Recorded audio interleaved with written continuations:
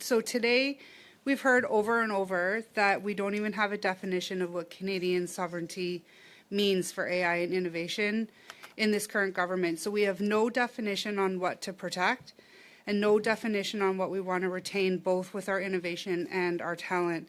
But the money seems to be flowing. There's already hundreds of millions of dollars being spent. It seems to me like this government is running with their eyes closed. I'm going to ask you, do you believe that there are guardrails or plans in place to ensure that the almost $1.3 billion for innovation funding goes to tech companies in Kitchener, for example, to retain our innovation and talent, instead of it leaving to foreign entities that's taking our innovation and talent? I'm not aware of exactly the plan on how that money will be spent, but I think there are a lot of general ideas that would probably be recognized. One of them being having compute infrastructure that we more fully control for certain areas. And I think I mentioned the importance of talent. I think this is where everything starts. And I think that is one way in which we do play a big role in terms of having a strategy for our sovereignty, that just making sure that we are training here the future workers of our digital economy that will be highly based on AI. So those two seem like important components, but I'm sure, this ecosystem is rich. There's a number of perspectives that might inform what exactly we mean by this. But those would be two key ones that certainly I would advocate for. In your experience, how much infrastructure do we currently control? I can largely speak in terms of the research that is being done at Mila and within our walls by our professors and our students. And we do have a good amount of infrastructure that is locally based. Some of it is based at Université Laval in Quebec City. Some of it we have in Montreal.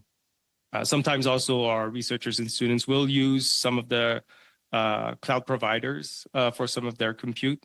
Depends a lot on their needs and what they're trying to achieve. And I would say, just generally speaking, that does make sense to me, that depending on the specific needs and what you're trying to achieve and its context, then sometimes you want something that's local, sometimes something that's in the cloud will be sufficient. So it depends a lot.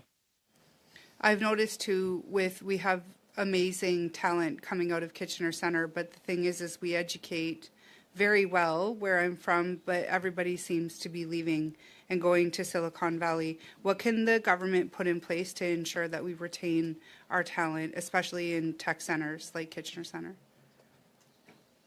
Yeah, thank you for the question. I think it's a great question, and I think about it a lot. I think a lot about, especially from the point of view of the students that we're training, and making sure they have opportunities at the level of their talent. So if they're looking for an academic career as a professor, I think this is where the CFA Chair program is one key element. This is why I emphasized this in my remarks. So just making sure that as academics, as scientists, we really make sure to provide them the opportunity at the level of their expertise.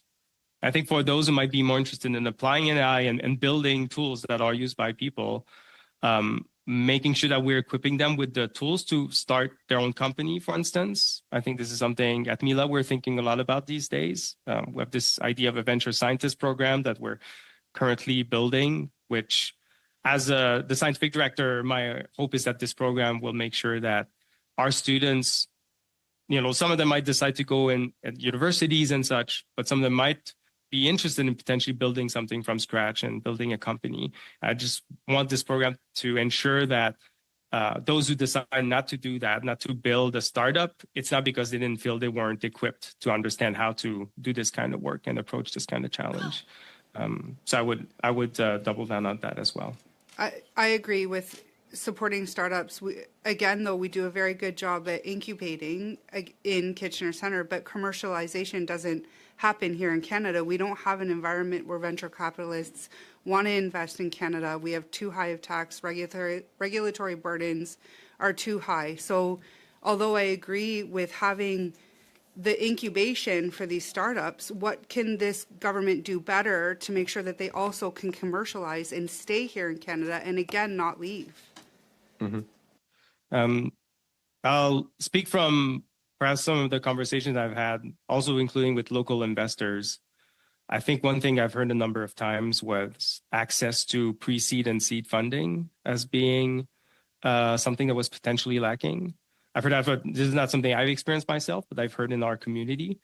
I know there's some of that in the budget, which I think is a good step. Yeah, I think there's money for pre-seed and seed, but it's where you get into B and C funding that the venture capitalists, it's too risk averse here in Canada. So I'm just going to ask again, what do you think the government could do to make it a better environment for when they go to commercialization, which is B and C funding, to make it a better environment for capitalists to want to actually invest here in Canada?